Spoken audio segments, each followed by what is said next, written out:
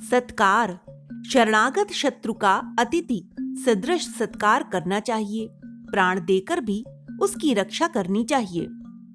एक जंगल में निर्दयी बहेलिया घूमा करता था। वह पक्षियों को मारकर खा जाता, इसीलिए कोई भी उसे अपना मित्र नहीं समझता था। वह अपने पास जाल, डंडा और पिंजड़ा रखता था। एक दिन उसने एक कबूतरी को पकड़कर पिंजड़े में बंद कर दिया। जब वह पिंजड़ा लेकर कुटिया की ओर चला तो आकाश में बादल घिर आए और घनघोर वर्षा होने लगी।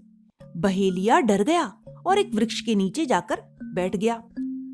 उस वृक्ष पर वही कबूतर रहता था जिसकी पत्नी को बहेलिये ने जाल में फंसाया था। कबूतर उस समय पत्नी के वियोग में दुखी होकर विलाप कर रहा था। पति के विलाप को सुनकर कबूतरी बहुत प्रसन्न हुई। कम से कम पति उसे प्रेम तो करता है। कबूतरी ने पति से कहा, इस समय यह बहेलिया तुम्हारी शरण में है। तुम अतिथि समझकर इसका सत्कार करो। मुझे इसने पिंजड़े में डाला है, यह सोचकर इससे घृणा मत करो। कबूतर ने बहेलिये से पूछा, कहिए, मैं आपकी क्या सेवा करूं? मुझे बहुत जाड़ा लग रहा है, कोई उपाय करो, बहेलिया बोला। तब कबूतर कहीं से अंगारा लाया। उसने सूखे पत्तों को उसमें जलाकर बहेलिये से कहा, तुम इस आग से अपना जाड़ा दूर कर लो। मैं तो भाग्य से जो मिल जाता है उसे खाकर अपना पेट भर लेता हूँ। मैं समझ नहीं पा रहा हूँ कि आपकी भूख को मिटाने के लिए क्या करूं। ऐसे शरीर से क्या लाभ जो अतिथि के काम ना आ सके। इस प्रकार कबूतर ने अपनी ही निंदा की, पर बहेलिये के बारे में कुछ नहीं कहा। कुछ सोचकर बोला, आप प्रतीक्षा करें, मैं आपके भोजन का प्रबंध करता हूं। इतना कहकर कबूतर उस आग में घुस गया। यह सब देखकर बहेलिया आश्चर्यचकित रह गया कि यह कबूतर कितना बड़ा त्यागी है।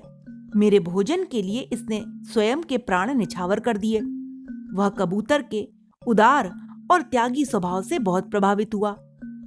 पश्चाताप में उसने अपना जाल, डंडा और पिंजड़ा फेंक दिया और कबूतरी को भी आजाद कर दिया। कबूतरी पति की उस चिता के पास बैठकर विलाप करने लगी, हे नाथ, आपके बिना इस संसार में जीवित रहने से क्या लाभ। यह सोचकर कबूतरी भी आग में कूद पड़ी। शरीर त्याग करते ही दोनों को अपने बलिदान के कारण दिव्य शरीर प्राप्त हुआ और वे स्वर्ग में आनंद से रहने लगे। बहेलिये ने भी जीव हिंसा छोड़ दी और वैराग्यपूर्ण जीवन जीने लगा। क्रूराक्ष ने कथा सुनाकर कहा, महाराज, कबूतर की तरह ही शरणागत का अतिथि सत्कार करना चाहिए। उलूक राजा ने क्रूराक्ष के बाद दीपाक्ष से सलाह ली। इस स्थिति के बारे में आपकी क्या राय है? दीपाक्ष ने कहा, राजन, इसको मारना उचित नहीं। कभी कभी अहितकारी भी हितकारी साबित होता है। वो कैसे? उलूक राज ने कहा। सुनिए, मैं आपको एक कथा सुनाता हूँ, दीपाक्ष ने कहा और आगे की कथा सुनाने लगा।